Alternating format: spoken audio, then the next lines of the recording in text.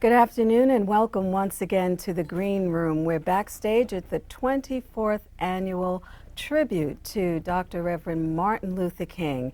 And the gentleman sitting next to me, he is the Portland City Council Commissioner for Housing, Parks and Recreation, and I am delighted to welcome Commissioner Nick Fish to our interview room. Thank you, Marcia. Thank you for having me. You're so welcome. You know, as we observe the birthday of the late Reverend Martin Luther King, he remains one of the most revered figures in contemporary history. And his leadership in the struggle for civil rights is widely regarded as helping to advance not only Black America, but the entire nation. What does this day mean to you, Commissioner? Well, Marcia, for 20 years before I joined the City Council, I was a civil rights lawyer. And I was passionate about removing barriers for people in the workplace so that people would be judged on their performance, not on their status. Dr. King put in motion a movement which has now culminated with the inauguration of Barack Obama. And so I would say, as an American, for me it's a very proud day. And I feel my heart is swollen with gratitude for the sacrifice that Dr. King made for all of us. Yes. This is not a Black issue or a white issue. This is an American issue, and the President-elect keeps reminding us of that.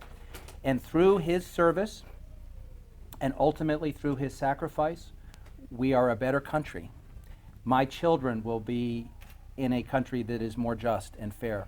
Yes. And so, you know, what does this day mean to me? It means, as an American, I am grateful for the service of Dr. Martin Luther King, Jr. It's very inspirational. Thank you so much. Now, your wife, Patricia Schechter, who is a Portland State University professor. Of history? Yeah, of history, okay. She wrote a biography about the life of the fearless anti-lynching crusader Ida B. Wells Barnett. Tell us what about Ida B. Wells Barnett's character compelled Patricia to write a biography? Well, what my wife originally felt was, here was one of the founding mothers of the civil rights movement, and yet there wasn't enough known of her work. And one of the reasons there wasn't enough known is that twice her home was firebombed. And so all of her primary source materials, her letters, her books, were destroyed. So my wife felt that this woman needed to have her story told. And so she spent 10 years writing this book. And she talked to the extended family, and she traveled throughout the country.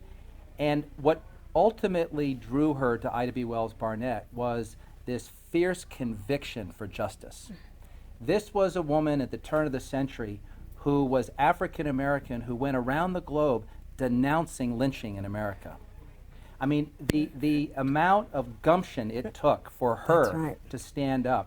And she violated every rule of the day in doing so, and that's why twice her life was threatened and her house burned.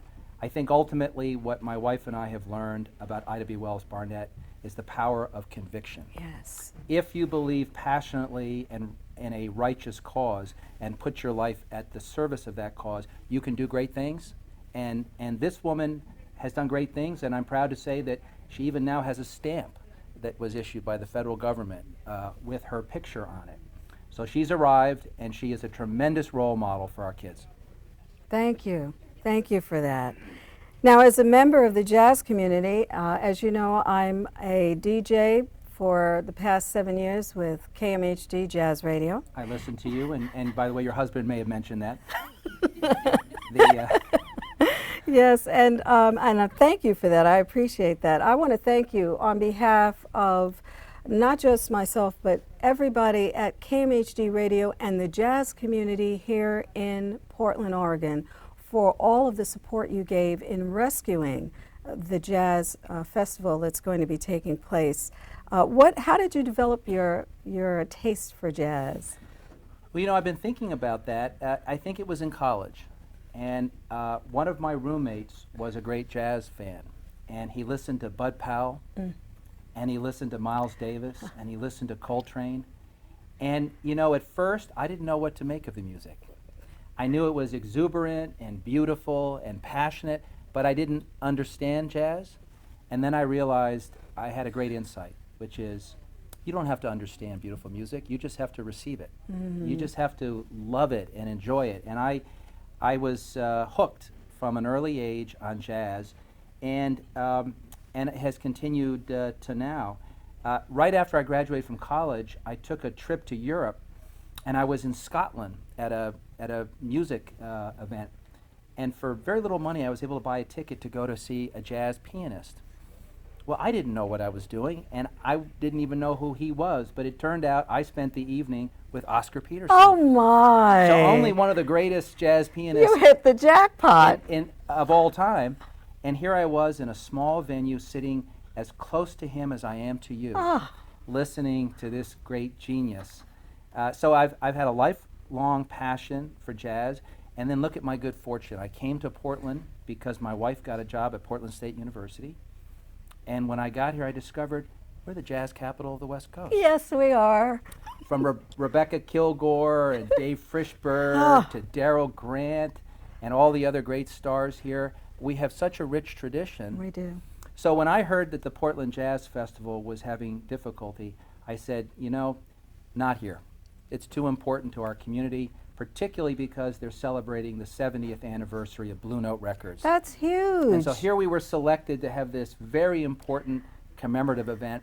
Yes. And I rallied some friends, and some of our good community-minded businesses stepped up, like Alaska Air, and the Jazz Festival will be kicking off in a few weeks, and I can't wait. Yes. Oh, well, we just can't thank you enough, because it is huge. I mean, when you think about the fact that Blue Note bypassed New York City, Chicago, New Orleans, and California and chose Portland, it doesn't get any bigger than that. For 70 years, they're the giant in jazz label. Just wonderful. Well, finally, on the eve of this historic inauguration of the first Black American to be the President of the United States, and remembering your own days working as a civil rights lawyer, I would imagine that this has a really deep and significant meaning to you, because to fight for civil rights takes a great deal of courage. It takes a great deal of determination and fortitude and focus to go against that which is not right. You know it. Well, look, I'm going to give you a confession. I just turned 50 the other day, and I did not think in my lifetime we'd see this day. I hoped and prayed we'd see this day, but I did not think we'd see this day. And so for the first African American candidate for the presidency to be elected and then to be sworn in, for me, again, as an American, it's a very proud day. One of my favorite parts of the Constitution is in the preamble, and it states words to the effect of, in order to form a more perfect union. Well, for over 200 years, we've been trying to get that right. Yes. And it's like that star in the horizon. You never get there, but you want to get as close as possible. Yes. And we've been working towards that more perfect union. We've broken down barriers that kept women as second-class citizens. We ended slavery. We have reached out to people and said it's not okay to discriminate on the basis of religion and race and class and national origin. We've made so much progress as a country, but I don't think any of us fully expected this quickly, this day coming. So I go back to how I feel as an American and how I feel as the father of 2 young children. I just feel pride and hope and excitement. And as bad as things are right now, and I can tell you as your city commissioner, we have huge challenges and the economy is not where we would like it. I go to work every day feeling a sense of hope and anticipation. And it's largely because of this man named Barack Obama. And so I say, I toast him, I celebrate him, and when we're finished with the celebrations, I'm really ready to roll up my sleeves and work with him, because we have a lot of work ahead of us. And I will be a foot soldier in his army, and I believe in this man.